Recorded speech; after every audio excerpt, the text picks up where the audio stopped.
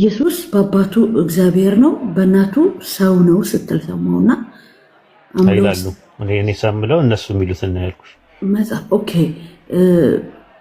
ምን ማለት ነው? በአባቱ እግዚአብሔር ነው ማለት በእናቱ ሰው ከሆነ እንደዛ እንደሚባለው የእግዚአብሔር ልጅ እግዚአብሔር ነው ማለት ነው ወይስ? የእግዚአብሔር ልጅ እግዚአብሔር ነው፣ የሰው ልጅ ሰው ነው። ሰውና እግዚአብሔር ነው ሁለቱ። አሁን ለምሳሌ የድመት ልጅ ድመት ነው አይደል? በቃ እንደዛ ማለት ነው። የአይጥ ልጅ አይጥ ነው ማለት ነው። የእግዚአብሔር ልጅ እግዚአብሔር ነው። እግዚአብሔር ነው። እግዚአብሔር የሰው እናት ምንድን ናት? ሰው ናት። የድመት እናት ምንድን ናት? ድመት። የእግዚአብሔር እናት ምንድን ናት? የእግዚአብሔር እናት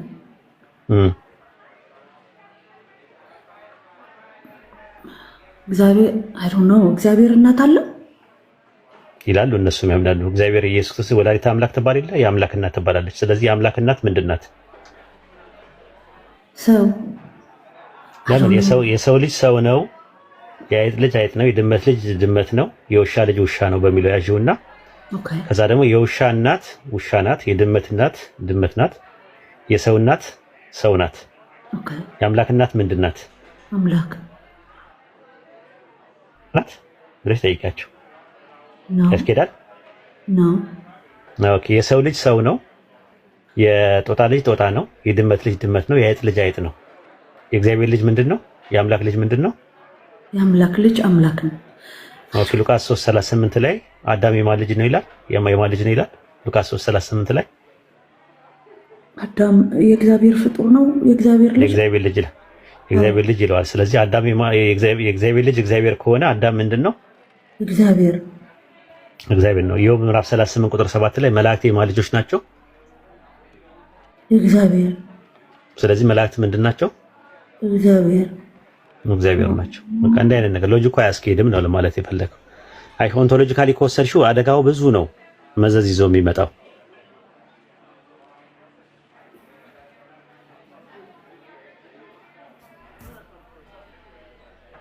ግልጽ ነው።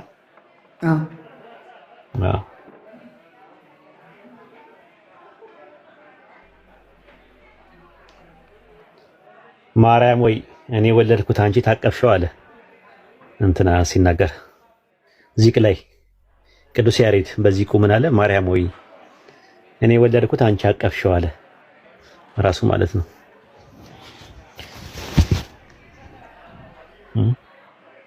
ያ ሙሽራ እኮ ናት ማርያም ታውቂያለሽ? ያ ሙሽራ ናት ይላል ራሱ። ሚስትም ተብላለች ራሱ፣ ግን አይነግሩሽም። እሱም በገዝ እየተደበቁ ስለማይናገሩ ነው። ያ ሚስት ተብላለች ራሱ። ሰዓታት ላይ ታታታውሽም። ምናልባት አንቺ ግዝ ትችያለሽ። ሰላም ለኪ ማርያም እስመ ኮንኪ ለአብ መዓርቱ ለወልድ ወላዲቱ ይላል። ሰላም ለኪ ማርያም እስመ ኮንኪ ለአብ መዓርቱ፣ ለአብ ሚስቱ ነሽ፣ ለወልድ ደግሞ ወላዲቱ፣ ለወልድ ደግሞ እናቱ ነሽ ይላል። ወለመንፈስ ቅዱስ ጽርሐ ቤቱ ይላል ራሱ ማለት ነው። ሰላም ለኪ ማርያም እስመ ኮንኪ ለአብ መዓርቱ ለወልድ ወላዲቱ እያሉ ነው የሚናገሩ ማለት ነው ራሱ ማለት ነውና በእነዚህ አይነት መልኩ እንትን ይላሉ። መልክ በእንተ እግዝእትነ ለም ተረገሥ ሥጋኪ ይላል። ሰላም ለኪ ማርያም ለአብ መዓርቱ ስብሐት ይላል። መጽሐፈ አርጋኖን ምዕራፍ 1 ቁጥር 10 ላይም የአብ ሙሽራ የምትሆን የእመቤታችን ምስጋና ለመጻፍ እንድጀምር ይላል። የአብ ሙሽራ ናት ወልድን የወለደችለት ማለት ነው። እንትናም ቱርቱሊያም እንደዛ ነው። ሞኖጎሚ የሚባለው መጽሐፍ ላይ ምዕራፍ 8 ላይ እንደዛ ነው የሚናገረው። ማርያም ሁለት ነገር ናት አለ። was both virgin and wife of one husband ድንግልም ናት እና ደግሞ ለአንድ ባል ሚስት ናት ይላል። ብዙ አለ። እያወቀን ነው ጸጥ የምንለው ስሜታቸው እንዳይጎዳ እንጂ እነሱ የሚሉትን ውስጥ ለውስጥ እየተደበቁ የሚሉትን ካወጣ ነው መቀባበሪያም የለንም። አንዳንዴ ለህሊና ለሰው ህሊና ስለምንጠነቀቅ ነው እምነታቸውን ነካብን ምናምን ብለው ዘራፍ እንዳይሉ ነው። በቀል ምናምን እንዳያስቡ ተከባብረን እንድንኖር ከሚል ነው እንጂ እኔ ብዙ ነገር ነው ማቀው የነሱን ጉድ ማለት ውስጥ ለውስጥ ማቀው ነገር ማለት ነው። ከስሜታቸውን ይጎዳዋል።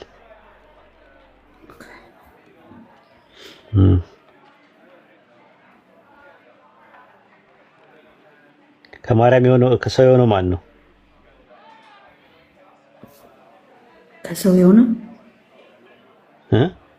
የሆነው ማን ነው? እግዚአብሔር አብ ነው፣ እግዚአብሔር ወልድ ነው፣ እግዚአብሔር መንፈስ ቅዱስ ነው። እግዚአብሔር ወልድ ነው ማለት ነው። ሰው ያልሆኑ ደግሞ ስንት እግዚአብሔሮች አሉ? የቀሩ ሁለት አሉ ማለት ነው። ለዛ ነው አብርሃም ቤት የገቡት እግዚአብሔሮች አጋዕዝተ ዓለም ይባላሉ። አጋዕዝተ ዓለም ታውቂያለሽ? እግዚ ማለት በግዕዝ ጌታ ማለት ነው። አጋዕዝት ማለት ደግሞ ጌቶች ማለት ነው። አብርሃም ቤት የገቡ ዓለምን የሚገዙ ጌቶች አሉ። ሶስት ናቸው። እግዚአብሔር አብ አንዱ እግዚአብሔር ነው፣ እግዚአብሔርን ሁለተኛው እግዚአብሔር ነው፣ እግዚአብሔር መንፈስ ቅዱስ ሶስተኛው እግዚአብሔር ነው ይላሉ።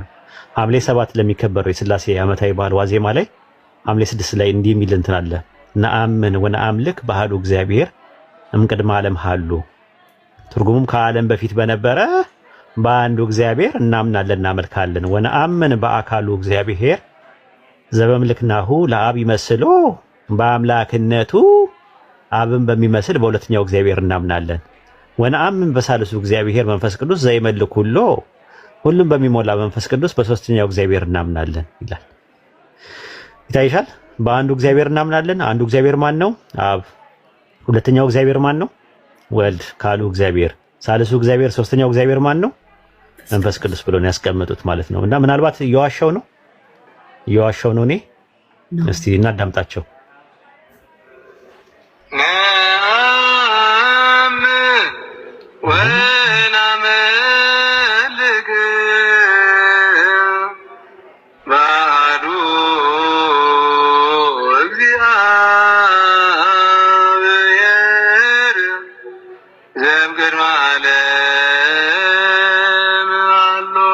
አየሽው? ነአምን ወነአምልክ በአሐዱ እግዚአብሔር እምቅድመ ዓለም ሀሎ። ዓለም ከመፈጠሩ በፊት በአንዱ እግዚአብሔር እናምናለን እናመልካለን። አንዱ እግዚአብሔር። ተመልከች፣ ቀጥል።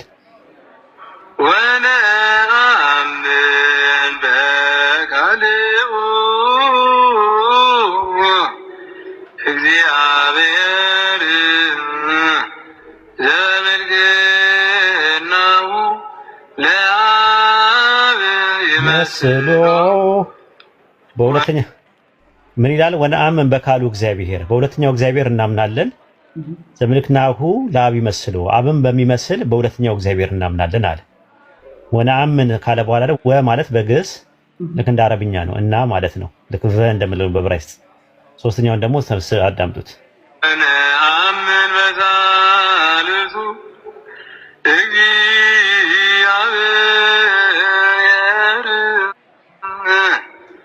መንፈስ ቅዱስ ዘይመልክ ሁሎ ምንዳን።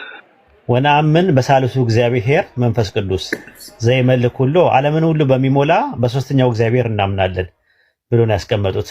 እና በዜማ ሐምሌ አያውቁም ብለው ነው። ቅኔ ማህሌት ውስጥ የተቀረጸውን እኔ ቪዲዮ ራሱ ቀርጬያቸዋለሁ። ራሱ ቅኔ ማህሌት ውስጥ ነው የምነግራቸው። ያው ስሙት።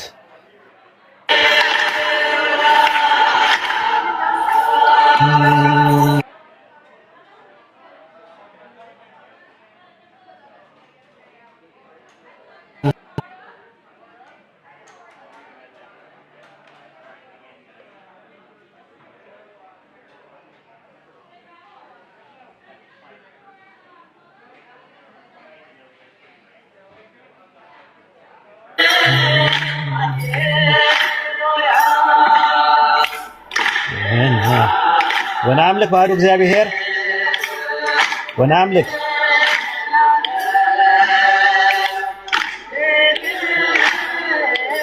በአሐዱ እግዚአብሔር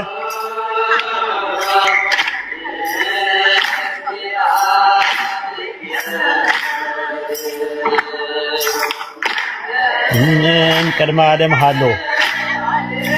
ቀሽረው መርዋ ድምፅ። ወነአምን በካሉ እግዚአብሔር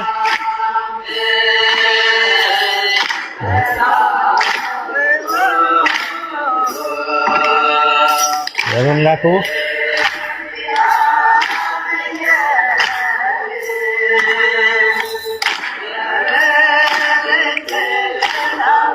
ለአብ ይመስሎ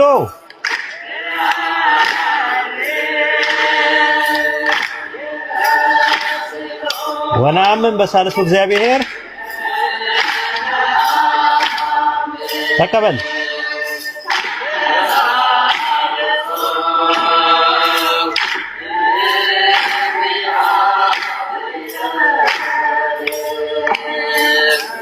መንፈስ ቅዱስ ዘይመልክ ሁሉ ተቀበል።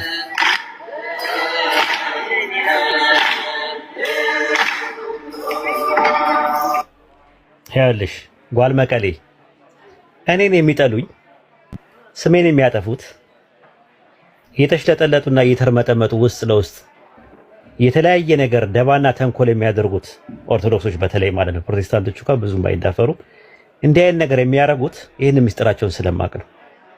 ምንም አድርጌ አይደለም። አንዴ የሚያሰልመው ገንዘብ እየሰጠ ነው ይላሉ። አንዴ የራቁት ፎቶ እየያዘ ነው ይላሉ።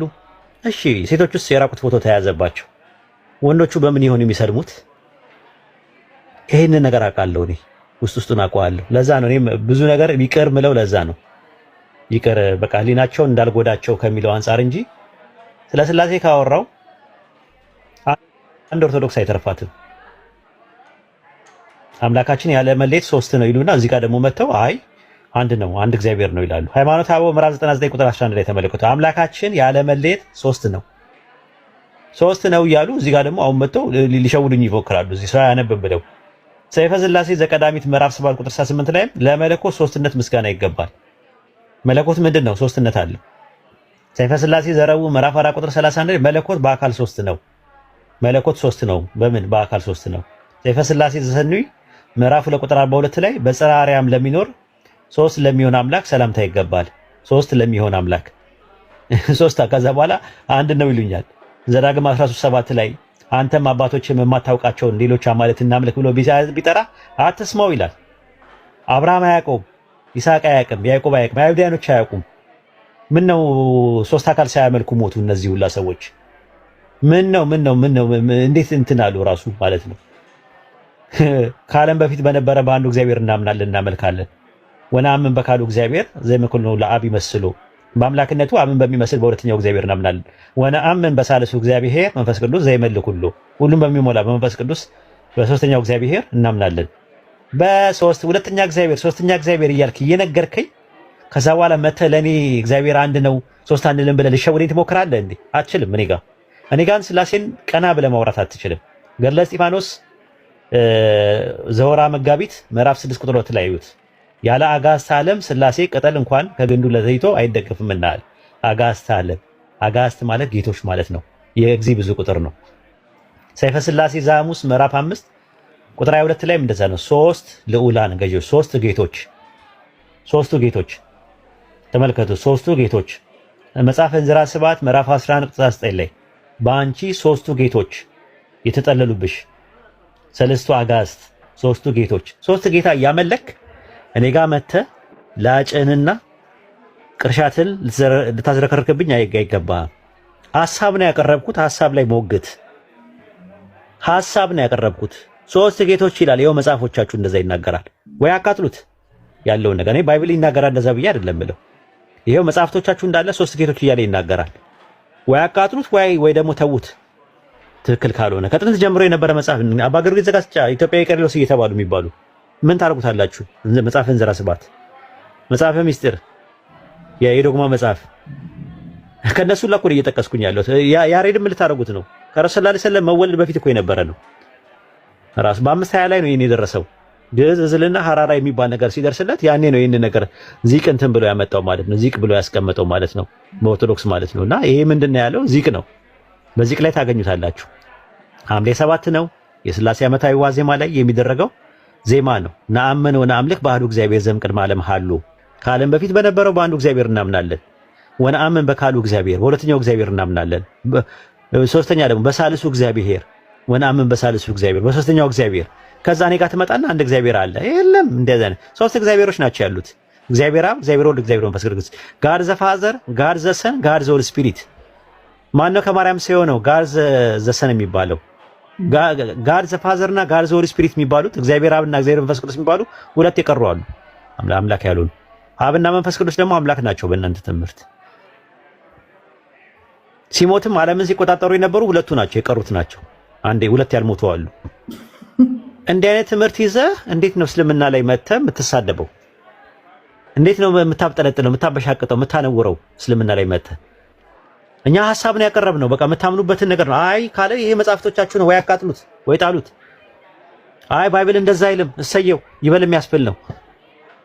ባይብል ምንድነው የሚለው? ዘዳግም 6:4 ላይ፣ ማርቆስ 12:29 ላይ እስራኤል ስማ ጌታ አምላካችን አንድ ጌታ ነው። እውነት ነው። በቃ ይሄንን ነው፣ ይሄ የኛ ትምህርት ነው። ኑ ወደኛ።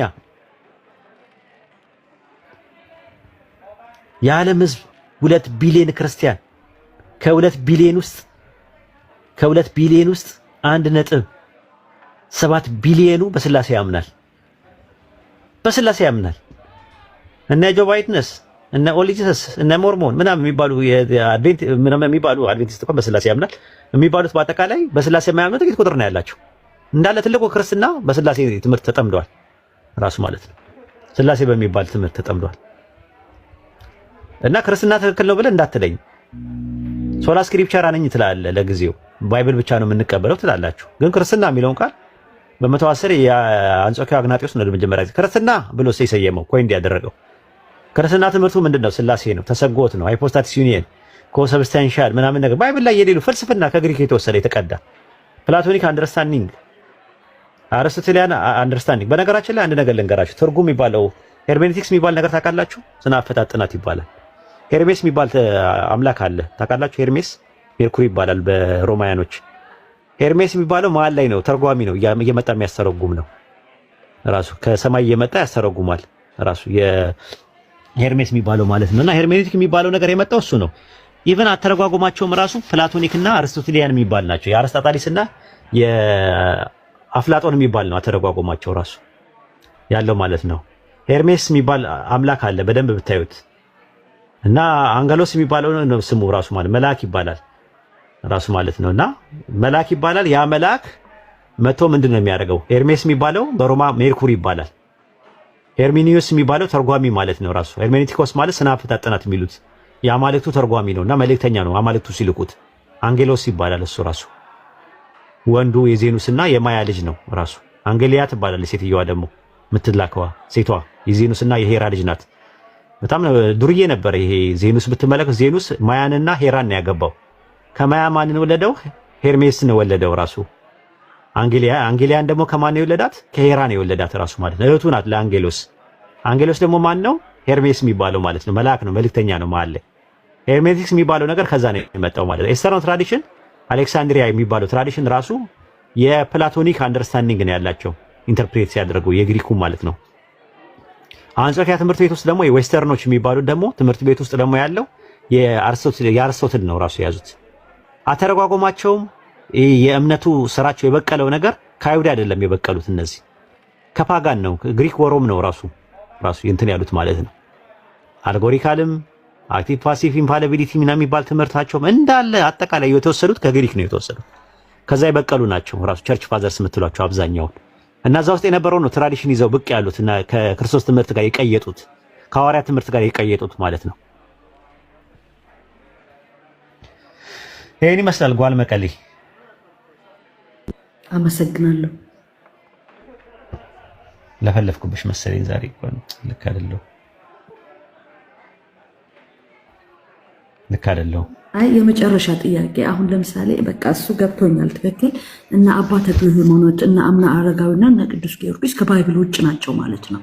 ሁሉም ባይብል ውስጥ የሉም። እና እኛ በኢትዮጵያ ኦርቶዶክስ ነው እነዚህ እንትን የመጡት ወይስ በሌላው በኦርቶዶክስ በግሪክም በግብፅም አሉ እነዚህ እነ ተክልዬ እነሱ አቡነ አረጋዊ ምናምን እንመጣበታለን። ተክልዬ ይመጣለሁ። ስለ ጊዮርጊስ ጊዮርጊስ ከኛ ጋር ግንኙነት አለው።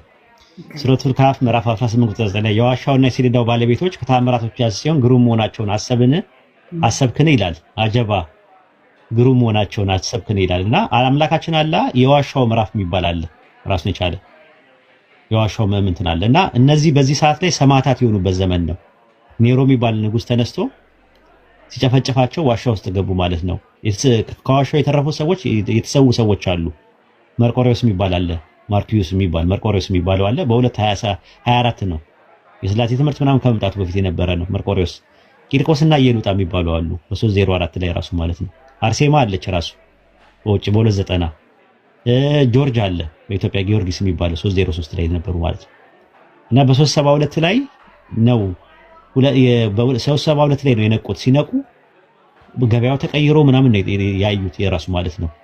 እና የቁጥራቸው መጠን አይታወቅም። በኦርቶዶክስ እና በካቶሊክ 7 ናቸው ይላሉ። 7 ደቂቀ በኤፌሶን ዳኪዮስ ውስጥ የነበሩ ናቸው፣ ፐርሲኪዩት ተደርገው የነበሩ ናቸው ተብሎ ነው የሚታመነው። በ372 ላይ ነው ለ300 ዓመት ነው የቆዩት ማለት ነው። እና በጨረቃ አቆጣጠር 9 ዓመት ይጨምራል 309 ቀን ማለት ነው። 300 ዓመት ነው የቆዩት። የቁጥራቸው መጠን ግን አጠይቃቸው ነው ያለው አላህ። እነሱ 7 ናቸው እያሉ ነው የሚለው ይከራከራሉ። 8ም ነው የሚለው አሉ፣ 9ም ነው 12ም ነው የሚለው አሉ። ያንን ነው የዋሻውና የሰሌዳው ባለቤታቸው ከታምራታቸው ሲሆን ግሩም መሆናቸውን አሰብክን ይላል። እና ዋሻ ውስጥ የነበሩ ሰዎች አሉ፣ ከዋሻው የተረፉት አሉ፣ ሰማዕታት የሆኑት እነሱ እንደዛ ናቸው። አቡነ አረጋዊ የምታያቸው ተሳቱ ቅዱሳን ከሚባሉት ውስጥ ሚያፊዚስ እና ዲያፊዚስ በሚባለው ጭቅጭቅ ተሰደው የገቡ ናቸው። እና አባ ገሪማ ገረምከኒ አባ ገሪማ አሁን ባይብልን አይ ቲንክ ከአረማይስጥ ይሁን ከሶሪያ ይሁን ወይ ከግሪክ ይሁን ወደ ግዕዝ የተረጎሙት እሳቸው ናቸው። አቡነ ገብረ መንፈስ ቅዱስ ገዳም ውስጥ ያለው እሱ ነው ራሱ። መልከ ጼዴቅ ገዳም ውስጥ ነው ያለው እንጂ አቡነ ገብረ መንፈስ ቅዱስ ራሱ የሚባሉት ማለት ነው። አቡነ አረጋዊ የሚባሉት ማለት ነው። እሳቸው ናቸው የወጡት ማለት ከረሱል ሰለላሁ ዐለይሂ ወሰለም በፊት ነው ኢትዮጵያ ውስጥ የገቡት ራሱ እነሱ። ከዛ በኋላ እነዚህ አቡነ ተክለ ሃይማኖት የምታያቸው የነበሩት እቲሳ ነው። እቲሳ ተክለ ሃይማኖት ነው የተወለዱት። እዚህ ቡልጋ ውስጥ ነው የተወለዱት። ቡልጋ የተወለዱት ማለት ነው። እቲሳ ተክለ ሃይማኖት ነው የተወለዱት ማለት ነው። ከዛ በኋላ ነው የተቀበሩት ደብረ ሊባኖስ ያለው ሸዋ ውስጥ ማለት ነው። ወደ መራቤቴ አካባቢ ሳደርሽ መሰለኝ አይዶን ነው። ከዛ በኋላ ደግሞ አቡነ አረጋዊ የሚባሉት ደግሞ ከአቡነ ገብረ መንፈስ ቅዱስ የሚባሉት ደግሞ ከግብጽ የመጡ ናቸው። እሳቸው ኢትዮጵያ ውስጥ አይደለም ያሉት ማለት ነው። ዝቋላ ላይ ያረፉት ማለት ነው። እነዚህ ያን ነገሮች አሉ። እነዚህ በኋላ ላይ የመጡ ናቸው። ራሱ እንትናም የሚባል አለ ራሱ የመነን አለ ራሱ ገብረ ክርስቶስ የሚባል አለ ራሱ ገብረ ክርስቶስ የሚባል አለ ራሱ ገብረ ክርስቶስ የሰፈሩ ጠፋኛውን የሰፈር ነበር ገብረ ክርስቶስ የሚባለው ታስታውሳላችሁ? እሱ ደግሞ ቆማጣ ነበረ፣ ተቆምጦ ነበረ፣ ሙሽራ ነበረ። ገብረ ክርስቶስ ሰፈሩ የት ነበረ? አየር ጤና መስመር አንድ ጠፋኝ ሰፈሩ። አሁን እዛ ነው እንትን የሚባለው ገብረ ክርስቶስ አለርት ያለበት ቦታ ላይ የአዲስ አበባ ልጅ የለም። ዘነበ ወርቅ ነው ኡስታዝ። ዘነበ ወርቅ ያለው ማለት ነው ገብረ ክርስቶስ እሱ ማለት ነው። ዘነበ ወርቅ በዛ ናዛ እንትን ነው እና እንዲህ አይነት ነው ትምህርታቸው። ጓል ዘመቀሌ that was helpful አመሰግናለሁ በጣም ኡስታዝ። ኦኬ እሺ ዱካ ምንድነው? ምን አርጉ ነው የምትለን? ከማስተማር ውጪ ምን አረግን? ሲጀመር የተነሳ አንድ በጣም ሚስ ሪፕሬዘንቴሽን ሲነሳ ነበረ። ሚስ ሪፕሬዘንቴሽን ምንድን ነው? ኢቨን ዩዜጁን እንኳን ያላወቀው ዩዜጅ አለ። የፎልስ ኢኩቫለንስ ኮሚትመንት ኮሚት ያደረጋችሁት እኮ የፎልስ ኢኩቫለንስ ዩዥዋል ፋላሲ ያለ የሚለው ነጥብ ማለት ነው። እንዴት ነው ይህንን ነጥብ ያነሳው? ይስሐቅ ቀጥሎ የሚያነሳው ነጥብ አለ ብሎ የሚያስበው ነገር ነው። በልባችሁ ስላለው ነገር አውቃለሁ ምናምን የሚባለው ነጥብ አለ በማቴዎስ ወንጌል ምዕራፍ 9 ምናምን የምናስተውለው እና ፖቲፍ እነዚህ ነጥቦች ብታነሱ እንኳን ቀደምት ነቢያት ለእነሱ ከሚመጣላቸው እውቀት በመነሳት በሰው ልብ ስላለው ነገር ያውቁ ነበረ። የክርስቶስም የልብ ያለውን ማወቅ መሰረት የሚያደርገው ወደ እሱ ከመጣው መልእክት ነው የሚለው ነጥብ ከተነሳ አት ፈርስት ፕሌስ አርጊመንታችሁ ራሱ ፎልስ ኢኩቫለንስ ፋላሲ ነው የሚል ነጥብ ማስይዘን የፈለገው። እንዴት ነው ያንን የምታገኙት? ትንቢተ ዳንኤል ላይ ታገኙታላችሁ። ትንቢተ ዳንኤል ምዕራፍ 2 ከቁጥር 21 እስከ 23 ባለው ውስጥ ታገኙታላችሁ። እና ትንቢተ ዳንኤል ምዕራፍ 2 ከቁጥር 21 እስከ 23 ላይ ጊዜያትና ዘመናትን ይለውጣል፣ ነገስታትን ያፈርሳል፣ ነገስታትን ያስነሳል አለ። ጥበብን ለጠቢባን እውቀትን ለብልሃተኞች ይሰጣል፣ የጠለቀውን የተሰወረውን ይገልጣል፣ በጨለማ ያለውን ያውቃል፣ ብርሃኑ ከእርሱ ጋር ነው አለ። ጥበብና ኃይልን የሰጠኝ እኛም የለመንህን ነገር አሁን ያስታወቀኝ አለ። አንተ የአባቶች አምላክ ሆይ የንጉሱን ነገር አስታወቀኛልና እገዛልሃለሁ፣ አመሰግናለሁ። የንጉሱን ነገር አሳወቀኛል ይላል እና ያሳወቅ የሆነው አምላክ አሳዋቂ የሆነው አምላክ ስለ ንጉሱ ነገር በማሳወቁ ምክንያት ዳዊት እንዳወቀ የሚያሰፍር ከሆነ ክርስቶስም በእነሱ ልብ ስላለው ማወቁ አምላክ በማሳወቁ ውስጥ የሚካተት ነው የሚለው ነጥብ ከተነሳ እንግዲያውስ የአርጊውመንት አት ፈርስት ፕሌስ ፎልስ ኢኩቫለንስ ነው። ሶ ለምንድን ነው ፎልስ ኢኩቫለንስ ነው የሚለው ነጥብ ማንሳት የፈለገው? በሉቃስ ወንጌል ምዕራፍ 20 ላይ ባለው ሀተታ ነው። ሉቃስ ወንጌል ምዕራፍ 20 ላይ የምናገኘው ታሪክ አለ። ያ ታሪክ ምንድነው? የሆነ የወይን አትክልቱ ባለቤት አለ እና የወይን አትክልት ባለቤት እንትን ይልካል፣ ባሮቹን ይልካል ተው ለማስባል ማለት ነው። ያንን የወረሱ የሆኑ ሰዎች አሉ። የነዛም በህዝቦች ነው የሚወክሉ እና እነዛ ባሮቹ ደግሞ በነቢያቱ ነው የሚወከሉት ተብሎ ተገለጸ። አት ፈርስት ፕሌስ ዋን አት ፋይናል ፕሌስ ተልኳል የተባለው አካል ደግሞ ክርስቶስ ነው። ሶ ክርስቶስን በዚህ መንገድ ኤክስፕረስ የምናደርገው ሆነ ማለትም ከነቢያቱ ባሮቹ ተብሎ ከተገለጹት በኋላ ይፈሩት ከሆነ ደግሞ የሆነ ሌላ ሲያመጣ ነቢያቱን እንዳልሆነ ማለት እንደ ነቢያቱ ያለ ዓለም ሆኖ የሚያሳየን ነው ተብሎ መጣ። ለምን ነው ከዚህ ሁሉ ስብስብ ውስጥ ትገባላችሁ? እዚሁ ይሄ ሁሉ እስከምገቡ እኮ በቃ ባጭሩ የሚዘጋላችሁ አንድ ጥቅስ ልስጣችሁ ለክርስቲያኖች ማለት ነው። ዕብራውያን ላይ ባጭሩ ይዘጋላችሁ። ዕብራውያን ምዕራፍ 1 ቁጥር 1 ላይ ስትመጡ ከጥንት ጀምሮ እግዚአብሔር በብዙ አይነትና ብዙ ጎዳና ለአባቶቻችን በነቢያት ተናግሮ አለ። ሁሉን ወራሽ ባደረገው ደግሞ ዓለማትን በፈጠረበት በልጁ በዘመን ላይ መጨረሻ ላይ ተናገረ። ምንም እኮ ሉቃስ ወንጌል ላይ መጥቶ ታሪኩ ማወሳሰብ አያስፈልግም። ባሮቹ ነቢያት እዛ ጋር ባሮቹ የተላከላቸው ሰዎች የሕዝበ እስራኤል ምናምን የምትሏቸው ከዛ አት ፋይናል ፕሌስ ደግሞ ተላከ የተባለው ልጁ ክርስቶስ ምናምን ብላችሁ ከምታወሳስቡት በቃ ልክ እንደዚሁ ደግሞ ጽድት ያለ ጥቅስ አለ። ዕብራውያን አንዳንድ ለምን አትጠቅሱ? በቃ ጸዳ ያለ ጥቅስ እኮ ነው። ታውቃላችሁ። ሶ አሁን ፎልስ ኢኩቫለንስ የሚለውን ፋላሲ መጥቀሱ የተፈለገው ለምንድን ነው? ነብይ ነው ተብሎ ነው ወይስ ነብይ አይደለም በሚለው ነው የተነሳው? ይሄንን ነገር ልታስተውሉት ይገባል። አሁን ሙስሊሞች አንድ ጊዜ አስተውላችሁ አዳምጡኝ። ፎልስ ኢኩቫለንስ ፋላሲ ሲባል እንዴት ነው ፖይንቱ ከተባለ በሆነ ኳሊቲ ምክንያት ያ ሆል ኳሊቲው እንደዛ ነው እንደማለት ነው። እንዴት ነው? ለምሳሌ ምሳሌ ስጣችሁ። ሻማ ብርሃን የሚባል ኳሊቲ ያለው፣ ፀሐይም ብርሃን የሚባል ኳሊቲ አላት። ሶ ፀሐይ ሻማ ነው የሚል አርጊውመንት ከተነሳ what we call false equivalence። አያችሁ፣ ልክ እንደዛ ሁሉ ይሄ ክርስቶስን በቀደምት ነቢያት የመለካቱ አካሄድ ላይ ፎልስ ኢኩቫለንስ ሊባል የሚችለው ማለትም በሆነ መንገድ ለክታችሁታልና እሱ እንደነሱ አይደለም ሊባል የሚችለው ነብይ ነው ተብሎ ነው ወይ ነው? አይ ነብይ አይደለም ለሚለው ከሆነ የተነሳው ፎልስ ኢኩቫለንስ ሊባል አይችልም። አት ፈርስት ፕሌስ ነብይ አይደለም ተብሎ ነው እንጂ እንደ ነቢያቱ አይደለም ተብሎ ሊነሳ ይገባው። አት ፈርስት ፕሌስ ሶ የሆነ ፋላሲ የተጠቀመበት መንገድ እንኳን ላይክ ሎጂኩ ራሱ አልተረዳውም። በኋላ የሚነሱ በጣም ብዙ ነጥቦች አሉ፣ በጣም ብዙ ስህተቶች ስላሉ ቀይስ እንመለስባቸዋለን። በጣም ፊሎሶፊካሊ እንኳን ያነሳቸው ነጥቦች አሉ ከነገር እውቀት አንጻር ኤፒስቴሞሎጂ ከምለው ነገር አንጻር። ሶ አት ፈርስት ፕሌስ ፎልስ ኢኩቫለንስ የሚባለው ነጥብ ራሱ ሲያነሳ የተሳሳተው ነገር አለ። ሶ ከነቢያቱ ጋር ማመሳሰሉን የምትፈሩት ከሆነ መጀመሪያ ልትወቅሱት የሚገባው ይስሐቅን አይደለም። መጀመሪያ ልትወቅሱት የሚገባው ክርስቶስ ራሱ ነው። ለምን ከተባለ ላይክ ዮሐንስ ወንጌል ላይ ታገኙታላችሁ ሀተታውን። ዮሐንስ ወንጌል ምዕራፍ 10 ላይ ከቁጥር 30 ምናምን ጀምሮ ያለ ታሪክ አለ። ኢየሱስ ከአባቴ ብዙ መልካም ስራ አሳየኋችሁ፣ ከእነሱ ስለማናቸው ስራ ተወሩኛላችሁ ብሎ መለሰላቸው ይላል።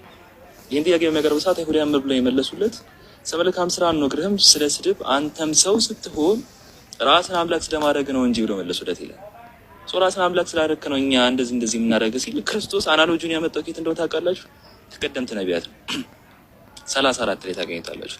ኢየሱስም እንዲህ ብሎ መለሰላቸው፣ እኔ አማልክት ናችሁ አልኩ ተብሎ በሕጋቸው የጻፈ አይደለምን ተባለ። እነዚህ እኔ አማልክት ናችሁ አልኩ ተብሎ የተባለው በመዝሙረ ዳዊት ምዕራፍ 80 ቁጥር 6 ላይ የምታገኙት ፖይንት ነው።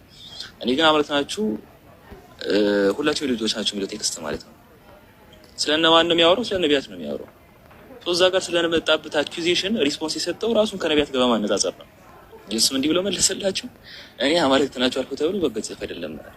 ስለዚህ ቅድም ከወንድማችን ሲያጋር ተወያይቶ የነበረው ልጅ አት ፈርስት ፕሌስ ፈርቶት መጀመሪያውን ልዝጋው ብሎ የመጣበት ነጥብ ማለትም ክርስቶስን በቀደምት ነቢያት መነጽር እየመዘንክ እንዲህ ነው ማለት አችልም ብሎ የሄደበት ርቀት አለ አይደለም። ቅድም እንደሰማችሁ አውሰራችሁ ከሰማችሁት ክርስቶስ እዚህ ጋር እውር ይፈውሳል ተአምር ይሰራል የምትል ከሆነ የሆነ ነብይም እኮ እንደዚህ ተአምር ይሰራል ልትለኝ ትችላለህ። ክርስቶስ እንደዚህ ያደርጋል የምትለኝ ከሆነ የሆነ ነብይም እኮ እንደዚህ ያደርጋል ልትል ትችላለህ። እንደዚህ ስለ እንደዚህ ሶያ ፎርስ ኢኩቫለንስ ነው። ለምን ከተባለ ነቢያቱን በመዘርበት እንትን ሚዛን ላይ ክርስቶስን አንመዝነው የሚል ነጥብ ነው የተነሳው። ፈርስት ፕሌስ ከሰማችሁት ያንን ወቀሳ ልታቀርብለት የሚገባው መጀመሪያ ለይስሐቅ አይደለም እያልኩ ነው። ያ ወቀሳ መጀመሪያ ሊቀርብ የሚገባው ለራስ ለአምላክ ለክርስቶስ ነው መጀመሪያ። እዛ ለምን ከተባለ ዮሐንስ ወንጌል 10:34 ላይ የቀረበበት አኪዩዜሽን መልስ የሰጠው ራሱ ከነቢያት ጋር በማነጻጸር ነው። ታቻው እኔ አማልክት ናቸው አልኩ ተብሎ በጋዜጣ ጽሑፍ አይደለም ብሎ መልስ የሰጠው በዚህ ኮንቴክስት ነው። አት ፈርስት ፕሌስ አኪዩዝ የሚደረገው ማን ነው ከተባለ ራሱ ክርስቶስ ነው እንጂ አርጊውመንት ነው ያንሰ ይስሐቅ አይደለም። ይሄ ነው አንደኛው ነጥብ። ሁለተኛ ነጥቦች አሉ ከቋንቋ አንፃር። ለምሳሌ ካርዲዮግኖሲስ የሚል ግሪክ ቃል ላይ ያለ ነጥብ አለ። ራዕይ 5:6 ላይ ያለ ከዘካርያስ ምዕራፍ 3:9 ጋር በማያያዝ እንዲህ ተብሎ የተገለጸ ሌላ ነብይ አለ ወይ? ሌላ ነብይ ከሌለ እንደዛ ከሆነ ክርስቶስ ሁሉን አዋቂ ነው ማለት ነው። እንዲህ ተብሎ የተገለጸ ሌላ ሰው አለ የለም ከሌለ ክርስቶስ እንደዚህ ነው ማለት ነው። ይሄ አርጊውመንት ቢኖርስ ምን ልትሆን ነው? ቢኖርስ ምን ልትሆን? አት ፈርስት ፕሌስ ካያችሁ ዘጸአት ምዕራፍ 4 ቁጥር 6 ላይ ስትመለከቱት አማርኛ ላይ ተጨበርብራችኋል። እሺ እንዳለ ዘጸአት ምዕራፍ 4 ቁጥር 6 ላይ የተቀመጠ ሀተታ አለ አይደለ? እርሱ ስለ አንተ ከህዝቡ ጋር ይናገራል እንዲህም ይሆናል፣ እርሱ አፍ ይሆንልሃል፣ አንተ በእግዚአብሔር ፋንታ ትሆንለታለህ ነው የሚለው። በእግዚአብሔር ፋንታ ትሆንለታለህ የሚለውን ዕብራይስጡ ያርሱት እንደዛ አይደለም የሚለው። አንተ ለእርሱ እግዚአብሔር ትሆንለታለህ ነው የሚለው። ምን አንተ ለእርሱ እግዚአብሔር ትሆንለታለህ ነው የሚለው። በእግዚአብሔር ፋንታ አይደለም የሚለው፣ እግዚአብሔር ትሆንለታለህ ነው የሚለው። ገብታችኋል?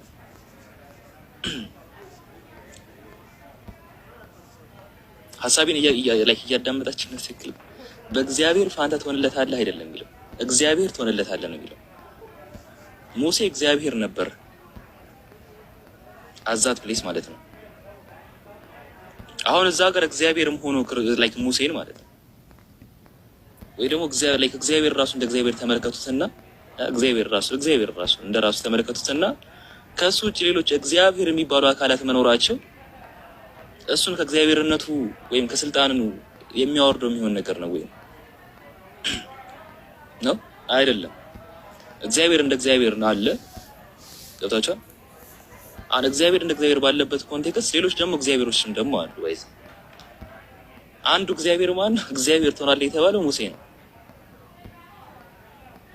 ይሄ አንድ እግዚአብሔር ባለበት ኮንቴክስት ሌሎችም እግዚአብሔር የሚባሉ አካላት መኖራቸው የዚህን አካል እግዚአብሔርነት እንደማያሳጣው ሁሉ ካርዲዮግኖሲስ የሚባል አካል ኖረም አልኖረም በክርስቶስ ኦምኒሳይንት መሆንና አለመሆን ላይ ምንም የሚያመጣው ለውጥ የለም። አትፈርስ ፕሊስ በቃ ዝጉት።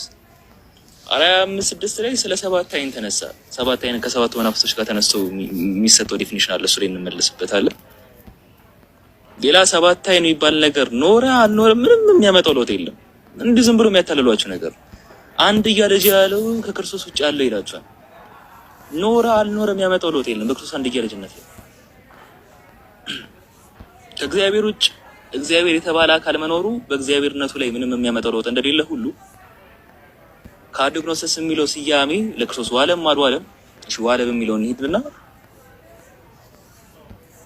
ዋለም አልዋለም በዚህ አካል ኤሰንስ ላይ ምንም የሚያመጣው ለውጥ የለም። በቃ አለቀ። በዚያ መዝጋት ትችላላችሁ። ኖር ምንም ቢኖርስ ምን ልትሆን ነው ማለት ያለባቸው?